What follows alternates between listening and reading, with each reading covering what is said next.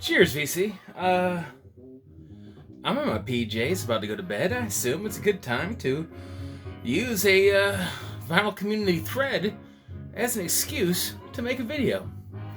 And what better way to use that excuse to tie into my continued series of 5 fresh finds? And man, if you're not doing the math, 2 and 2 equals 4. We went black and now we're going white. Such is life, the yin and yang of things. Deep wisdom with Eric Weinbender. Also, a tie into the past, the black label Negra is now gone for the white label Special. Cheers to you once again. The obligatory what I'm drinking, yada yada yada, is there. What's the excuse? Is there. And what's the spin? This is a 70s vocal ensemble soul group. I want to say 16, 17 members at the time. Had a handful of records that are kind of hard to find now. Fits the theme of white. I've had this for some time. Rad shit, if you ask me. Don't hear it all the time, and so I figured I'd use this as an excuse, and there's a good chance the YouTubes won't pop me. So, it might be loud enough you can hear it from the other room, and so be it. If you don't know, I'm just going to use this to show 5 things that I've either had for a while and never showed, or some true fresh finds of the last things I bought right before this whole COVID thing, and then probably a lot less than when I went overboard feeling the groove of the black video. But yeah, let's hammer out these fresh finds, and then a eclectic stack of things that happen to have a white album cover. I've been meaning to do a Blaxploitation collection for some time. I just haven't done it. It will happen one of these days. I've been pussyfooting, to be frank. But this is Rudy Ray Moore. Dolomite. I actually had this before the Eddie Murphy movie docupic that came out on Netflix. Probably should use the excuse to show my Rudy Ray Moore collection or Blaxploitation as a whole. Anyways, is what it is. I thought it was dope, so I show that bit of silliness to jumpstart and a more serious music. One of the last time I went to a record store, probably early March. I've been eyeballing this for some time, and the price never goes down, even though that store has a big stack of Record Store Day stuff that's discounted. This is segregated from that and was never discounted. I had a coupon or a $10 voucher, so I said, you know what, I'm just going to chop down the price, do it. So I was looking online, they're harder to find, and the price isn't going down. So this Gong, I dig. Talked about them in the past, so I don't want to yap it out too much, and I've actually played Gong in the background as well. Hardly a pet peeve, but just an observation. If you can see the image on this kind of faux Obi strip, it advertises as such on this double album, and I've only split this and listened to it like twice, so the shrink is still in there. Sorry, you're not gonna see the guts. But one less crease break in the vinyl community. But this is a translucent and semi-transparent green wax, and this looks like it's one of the same in a dark pink, and you're not gonna see it here in this lighting, but this is like a pink salmon coral color, and the one thing you're not gonna see is that this is opaque. It's neither transparent or translucent, although it might be mildly translucent. It's not at all transparent. Anyways, this is a pretty rad in-person peachy kind of marble color. I don't know if that really matters anything, and it doesn't really take away from the white. If you dig Gong, you might want to catch this. Great live performance. I dig a little bit later Gong, but early Gong is the best Gong. Alright, the rarity that's probably going to end up in description. Something I don't see every day. These are pharmacy finds. Your boy Frank threw a good price at me. These are, honest to God, genuine test pressings. So when there was white out there, I was like, man, I've never worked these into the video. And you can get none more white than this. So I guess Lori Jansen would have been the lady in charge of production at that time. Probably had to get close here so you can see it's literally just plain blank white sleeves with, it looks literally like a typewriter sheet stamped on it. This first one, I was kind of excited because it's Curtum Records, which of course is Curtis Mayfield's record company. You're not going to get the cool Curtum label or the even cooler Curtum promo label. But this wax right here, which is dead flawless, true, like would have been a first pressing as a test pressing. This I put up against, not the music, but the sound of this record is on par with any other MoFi or audiophile quality record pressing I've ever heard in my life. This is release date would have been April 9th, 1976. I don't know too much about this group. The Natural 4 sounds, it is what it sounds like, and it being a soul R&B group, and it's 1976, so it is what it sounds like.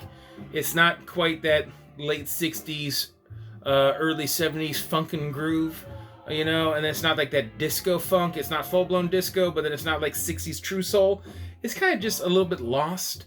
I dig this, and I've revisited it since I played it once just to see if I was being harsh to it. And I like it, but this is something that would be a conversational piece. If someone was curious and I was talking, I would play this to showcase it, but it's not... I'll reach for other soul ahead of this. And kind of within that same soul realm, that was for the Curtum label. This one would have been pressed for Capricorn. The release date would have been June 7th, 1974. And you might actually know this one ahead of the Natural 4. This is Duke Williams and the Extremes. 2 records only, if I'm not mistaken. This would have been the second of his 2 albums. And they actually fetch a decent little bit of money for clean copies of originals. I don't know how much a test pressing should go for. It certainly doesn't have anything that impressive to look at other than it being the novelty of being a test pressing, and it's such a test pressing. There's no stamps in the dead wax. It's dead clean, and the test pressings actually says Columbia Record Productions on there. Lord knows they probably pressed for everyone back in the day. As you could tell, one of these is for Curtum and one of these was for Capricorn, and then I don't know where the pressing facility would have been out of. But it's neither here nor there. Most people are going to know Duke Williams and the Extremes for one of 2 things. The first album, which is definitely more kind of soul funky or funk and roll, if that makes sense, if that's a term that's archaic or just not used at all, or maybe something that's not made up. The second album is more blue-eyed soul, funky southern rock. People are going to know it because I'm leaning on crutch words here, right? But the second album would have been a little bit more successful than the first. The first is coveted because it has a beat break on it. I can't remember the track, but you know how like the DJs are when they hunt beat breaks. It could be on the most random, obscure thing. They're just looking for that little loop sample. But Richie Sambora also got his start with this group of Bon Jovi fame. So that's an interesting tidbit for Duke Williams and the Extremes on that white on white on white test pressing. Now, I'll probably be quick on this one. I don't know who even appreciates this. I have not bought enough punk rock to warrant making another punk rock video. I did some time ago. If anyone cares about punk rock in the vinyl community, it's kind of overlooked and not spoken on sometimes. Outside of Vinyl Rich and a handful of people, it gets overlooked, or those people are just like, that's all I listen to. There's no room for anything else. I'm pretty eclectic, and I dig this. This is kind of post-hardcore, screamo, experimental rock. Call it what you will. There's like 55,000 subcategories for everything nowadays. This is the Blood Brothers, Young Machetes, and I guess I could pull it out of the wax here. I don't know how well, the plastic, don't know how well this is going to show up here, but I hate when things are like brand new, minty, and they make it look distressed. If you can see this dirt wear on it, I guess it fits the motif of this. This kicks off with Set Fire to the Face on Fire. And we ride Skeleton Lightning, Laser Life, Vital Beach, Spit Shine Your Black Clouds. So if that gives you any idea of the theme of the music, I guess if I were to actually talk about this band instead of just, it has a white gatefold and a white album. I want to say this is their 5th and last album before Departing Ways and what have you. Circa 2015, if I'm not mistaken. And of course, now that I want to validate that, it's not on the back. Like most anything affiliated with contemporary punk, hardcore punk, this is on a color press in here, white on the label there, custom labels. and it's a transparent, translucent, black splatter, kind of ink splatter pressing right there. It looks pretty dope in person. But there you go. Investigate if any kind of screamo hardcore is your vibe. Maybe check this out. Alright, so that's kind of the 5 fresh finds. And I'm barely at 10 minutes here. I'm not doing awful. So I'm going to hammer through this stack of nonsense. It's more just embracing the spirit of a thread started by Brennan Van Doom. Which you know someone was going to jump off as soon as Vinyl Guru dropped her black theme. So the very first thing that popped in my mind, and it could have worked either way, because this has a alternate where it's white on black, and then of course there's a black on white. So this could have worked for either thread depending on your pressing. This is Muddy Waters, one of my favorite back labels. This is a third man pressing. Sounds great. That should be a staple item everyone knows. This wooden ship's offshoot is Moon Duo. I think I showed this in the past. That's neither here nor there. If you could tell here, Moon 2 Moon Duo. This is a 45 speed, 12 inch, Love on the Sea and Easy Street, etc. Seemed very appropriate for the white. I'm going to chalk this up on the category of thank God there's a repress, because this Goldenrod? Goldenrod? Yeah, Raj. There must be a Roger in the group. I'm just going to say that. The fourth member you don't see must be named Roger. But this would have been on the Chartmaker label. A label you don't see all the time. And then you can have it true dead mint. I broke the seal on this for 1/10 the price if I were a Hunt OG, and Lord knows what lied upon condition on Discogs or whatever. So Goldenrod, psychedelic goodness. Happy to have a repress into that. And then I guess I had to go for a 2 for here, man. Because, you know, I'm that guy. So this Mark Lanigan band, Gargoyle, was a gift from John the Digital Gramophone. And super appreciative of this gift. Because to be honest with you, this is something I vibe with, but not maybe necessarily would have bought for myself. So it's a perfect gift where sometimes like a friend knows you better than you know yourself. And this is the 2 for, as mentioned, because not only is it white hype sticker, white record. Enough said on that. As far as the music goes, he kind of has a Tom Waits, Leonard Cohen voice, and if that doesn't click with you, then I'm not going to convince you to start liking this music. But one thing I will say is that I listened to it the first time, and I dug it. And it's one of those things that you give another spin, and you're like, oh, I'm really vibing with this. And then third or fourth time with you, you're like, I'm with this album, right? You might know Mark Lanigan from Screaming Trees, if I'm not mistaken. His voice, which is kind of like grady and gravelly, raspy, he's only further, and not I want to say embrace that or evolved into more of that voice as it gets older. So if you don't like him, you don't like him. I don't know what to say. It's kind of like I love Neil Young. A lot of people can't get past his nasally voice. I freaking love it. But then at the same time, I'm not a big fan of Bob Dylan. It is what it is. But if you get past the voice, I think you might dig it. The album was Gargoyle. Thanks, John the Digital Gramophone. Speaking of John, this is an album he might dig, as well as my boy Vinyl Douche out here. I bought this because I thought it was the indie group Wyoming. I was like, oh, they have a new album? I had no idea. So I just blind bought it. I already had a stack, and I saw this in the new arrivals at a local store, and I was like, okay, done. Don't even want to think, didn't Google it or whatever. This is not Wyoming. The band is Water Liars. So this white jacket represents me being an idiot that didn't take time to look on Google. So, actually listened to it a couple times. If this makes sense, the band sounds exactly like they look. It's kind of college campus, emo, indie. We live a hard life, but there's still hope, but everything's despair type lyric nonsense.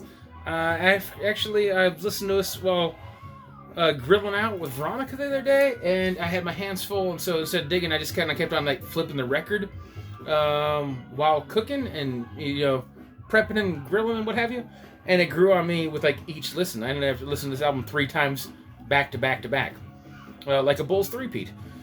So, Wyoming, maybe you stream it. That's the name of the album. by the way, definitely check out the band Wyoming. And then Water Liars is this group here. So hammer that out. I don't know if I've ever shown this. This is a staple in the VC. My press just happens to be a repress because I got tired of finding absolutely beat, trash, old, crappy. You know how white shows when it's old. This is in the shrink. It was brand new sealed. Split the seal. Sounds fantastic. It's love. It's a staple. I'm not going to talk about it too much. But it just happens to be white. It fits the theme. And this is usually what happens to white records. Like I say, I don't know if this outer sleeve is covering it a little bit. But besides the obvious hole punch, which is something we live with as a vinyl collector. Ring wear. A little bit of surface dust. And it's just broken through the gloss where if you clean it, you're only going to remove material. So it just is what it is. This is Bloodrock 3, Texas-based hard rock of the 70s. Southern rock, hard rock. Later on in their career, they get proggy. I can't ever find a clean copy or a copy at all of Bloodrock's debut, Bloodrock, which is doubled up. But this is a cool band. I think I just happen to be in my throne of 1,500 records here that happen to be at reach. Like I said, I don't have the debut. This is Bloodrock 2. Also has value. Does this have their hit on it? DOA? It does. This is be their biggest hit you might know them by, is DOA Bloodrock. And this album, which is a white gatefold that I'm not going to mess with right now, looks pretty cool, wide open. This is kind of a dirty but plays decent copy. I'd love an upgrade. If anyone finds this, grab an upgrade. This is USA. I want to say this is like their 4th album. And this is kind of my tap out point. I was kind of getting a sidetrack here because that's what I do. I just happen to be next to records. So I grabbed some while I was talking about some. That's the way my mind went. I would stop there if I were you. After that, they kind of go soft prog. And this passage, they switch singers if I'm not mistaken. And this just doesn't hit like the other ones. I believe they have another album after this as well I would avoid. But Bloodrock, self-titled 2 and 3, and then Bloodrock USA, of course, I think has value. I know I've had a conversation with them on 2 separate occasions. Zeke, the Vinyl Geek, also appreciates them. Alright, I'm losing my voice because it's the end of the day. I'll be done. When this kicked off with the black vinyls, yeah, I said vinyls. Metallica was obligatory. I told Vinyl Guru when she showed hers, I was like, that's mandatory. It's Metallica or bust. Now, I didn't show it because I knew it was going to go around a thread, and I figured it was done. So, why not put a pretty bow on it by bringing it all back together with some more Metallica? I gotta tell you, when this came out, I thought it was a little bit of a return to form. Well, I kind of got called out when I said that in the vinyl community. Some people's feelings got hurt. It's better than other stuff. It's better than Saint Anger. Alright. The problem with this album is that, since we're showing it, there's all the white background, white art, white gatefold. Is what it is. The problem with this, and then it's on black wax if I'm not mistaken. Yes, it is. With the white custom labels. The problem with this is when some of the songs drop, you're just like, oh shit, this is fucking Metallica. This is what I've been looking for. This has been waiting for. And it never goes full thrash. It never picks up the speed. Not even that. It just doesn't have the punch or delivery you want it to. And maybe that wouldn't be as big of a deal if James's vocals weren't just so kind of repetitive and monotone. Anyways, I'm not going to break 20 minutes talking on one of their worst albums. I do appreciate that album because it made me want to go right back to listening to Ride the Lightning and Justice for All, Master of Puppets, Kill 'Em All. And even the Black Album, I listened to all those 2 or 3 fold over after hearing that. Super happy to have this. Like I say, it's white, it's old school, not a first press, but that doesn't matter. Obviously, it's not a first press, because if you don't know, this is early soul, this is doo-wop. Everyone should know the Drifters, because even if you don't listen to this, I think this doesn't get shown in the vinyl community too much, because people already own it and they take it for granted. I don't know how many younger new collectors are really pursuing this. And me being in my late 30s, this is something that was just on the radio, on the regular when I was a kid, when you flipped through the stations. So I grew up with this music, even though it was much older than me. But if you didn't know the Drifters from either their music or them being the soundtrack to multiple cartoons back in the day. Up on the Roof, Rat Race, In the Land of Make Believe, If You Don't Come Back, Under the Boardwalk, on Broadway. Anyways, I dig the music. This is an Atlantic Press and down the line. We've listened to one half of a record. I'm not going to worry about flipping it because I'm on my last record here. I guess we did that Moon duo that's related to the Wooden Ships, SHJIPS. So, Shijips. This is Bjork. And if you don't know about Bjork, I'd like to think you would. She's a staple in the music world for some time now, dating back to when MTV showed music videos. This Bjork, this is 2015. If I'm not mistaken, it's supposed to be released earlier than that. And it got put back, marketing or whatever, I don't know. And she has an album, Census, I'll be honest with you, I haven't even heard, streaming or otherwise. So I don't know her most recent album, but this will be the one just before that. She's fairly prolific. Icelandic, indie, avant-garde pop, art pop with experimental electronic elements, etc. It is what it is. Mostly white background, kind of weird day glow neon colors that could have been included in the record, but that delicious black vinyl matches the black, I guess, rubber latex suit that she's wearing, which, if I've talked about this the one time I've shown this in the past, texturally, matches this visually, and I think it's a neat thing. You'd have to be holding it to understand, but it almost has like a kind of like silicone rubber latex feel to it. It's pretty neat. But we're going to end weird, because I like to get weird. So there's Bjork for the finish. Cheers to you, vinyl community. Take care. God bless. All that jazz.